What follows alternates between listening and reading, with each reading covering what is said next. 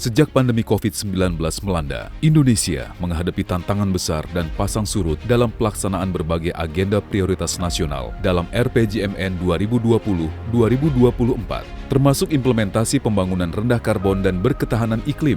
Meskipun demikian, Kementerian PPN Bappenas terus memperbaharui dan mengawal agenda pembangunan rendah karbon sebagai salah satu sarana pemulihan pasca pandemi yang lebih baik atau Build Back Better. Untuk membangun kembali Indonesia yang lebih baik atau Build Back Better pasca pandemi COVID-19 melalui pembangunan rendah karbon menuju ekonomi hijau yang berkelanjutan, Kementerian PPN Bappenas bekerja sama dengan mitra pembangunan dengan bangga mempersembahkan laporan ekonomi hijau untuk mencapai net zero emissions di masa mendatang, membangun kembali Indonesia dengan lebih baik pasca COVID-19 dengan inisiatif pembangunan rendah karbon atau LCDI.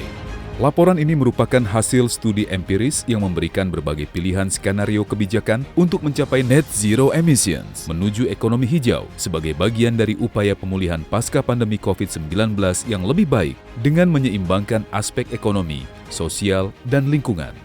Dengan didasari analisis ilmiah yang mengacu pada pendekatan holistik, integratif, tematik, dan spasial, serta memperhitungkan dampak pandemi COVID-19 dan cost of inaction, laporan LCDI menyimpulkan bahwa ekonomi hijau adalah jalan bagi Indonesia untuk mencapai visi Indonesia 2045.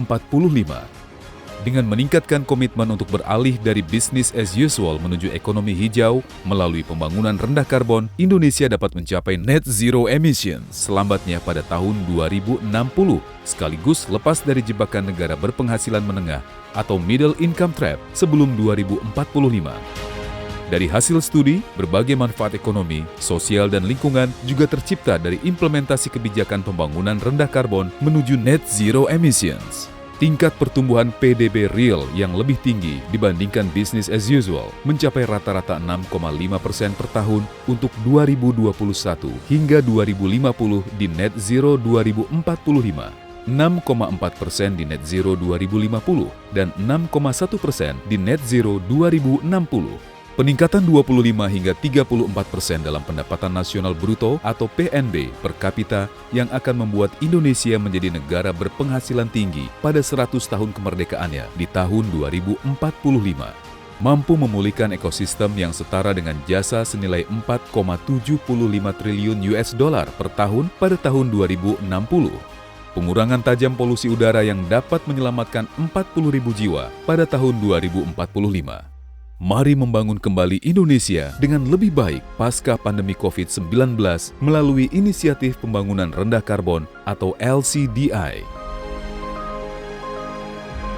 Penyusunan studi ini dilakukan oleh Kementerian PPN Bappenas bekerja sama dengan United Kingdom Foreign Commonwealth and Development Office atau UK FCDO dan didukung oleh WRI Indonesia dan The New Climate Economy.